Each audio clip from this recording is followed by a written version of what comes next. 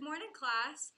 Today we're going to learn how to hold our bows properly. So we're going to need our pencils that we've been practicing with before this, and we're also going to be needing our bow. I have a violin bow here to explain how to do this today.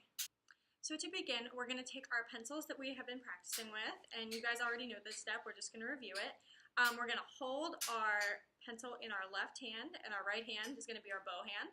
We're going to hang our hand over top of the pencil here, and our fingers are going to line up so that our middle finger, right here, if you can see, our middle finger is going to be across from our thumb, but it's not actually going to be touching it just because it's holding onto the bow. So we want to put our fingers evenly spaced, just like this, you can see, and we want to have our first knuckle right here be the one that is touching the bow or our pencil.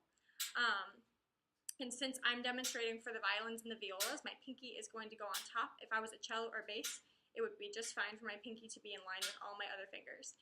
And the last step is to have our hand turn to the left, to the side.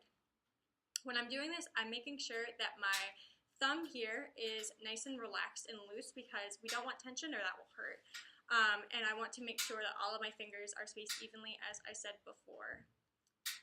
And this is what it should look like with your bow hand.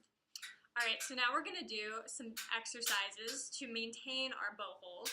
So I'm just gonna set mine up again really quick. And it's really important throughout these exercises, if you feel like your bow hand is slipping around and maybe like you don't quite have a grip on it anymore, that's okay. Just pause the video and you can go back and reset and try again, because it's much better to be building these good habits with the correct technique rather than doing these exercises and slipping around and maybe not using the right technique. We're trying to build good habits here. So again, bow hand, and let's all have our hands straight up and stir the big pot of soup. Soup is perfect for the winter time. Again, if you need to reset, feel free to do so. And let's do rocket ships. To the moon and to the moon and back. And windshield wipers, like on a car, back and forth and back and forth, back and forth. And pet a dog or a cat or whatever fuzzy animal that you have in your backyard or in your house or anywhere. All right, very good. Maintaining that bow hold. Remember, violins and violas, pinkies on top, cellos and basses, pinkies with the other fingers. Nice job, everybody. All right, now that we have reviewed with our practice pencils, we're going to use our actual bows. Yay! Okay, so a couple of things to know before we start.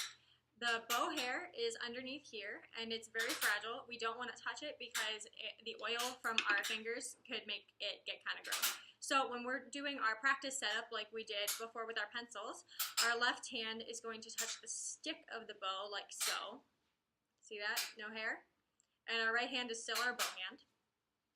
And our fingers are still going to be across from each other, our middle finger and our thumb, and they're going to go right under here by the frog. So our thumb is going to go here, and just like with our practice pencils, our thumb is bent and without tension, and our ring finger is going to kind of go above here, or I'm sorry, our middle finger is going to go above here, our ring finger is going to go over next to it, and our pinky hangs out kind of by the screw.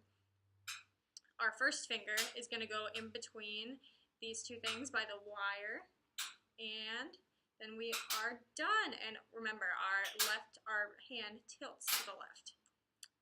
And whenever you feel like you are set with that, you can remove your left hand and have your bow straight up and down so that you can check the setup again. And one of the things that I like to do to make sure that my bow setup is correct is take my pinky and move it up and down. I would do this while holding on with your left hand just to make sure. But if you can tap your pinky on the side of your bow like this, then you know that you're holding it properly, because if not, you would not be able to balance it. So why don't you try that by yourself? You can pause the video and check it out.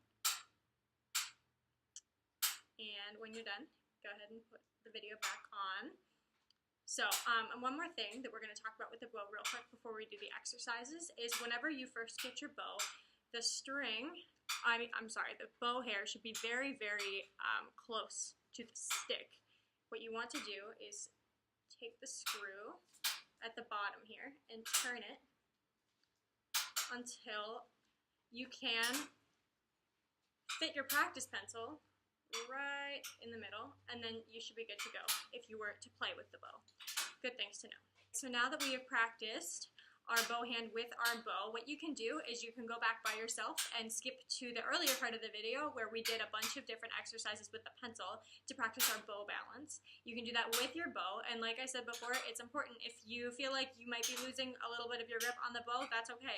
Just reset and get everything set back up, and then you can keep going. That's why you can pause the video. It's perfect. So we reviewed a lot of different things today, and we learned a lot.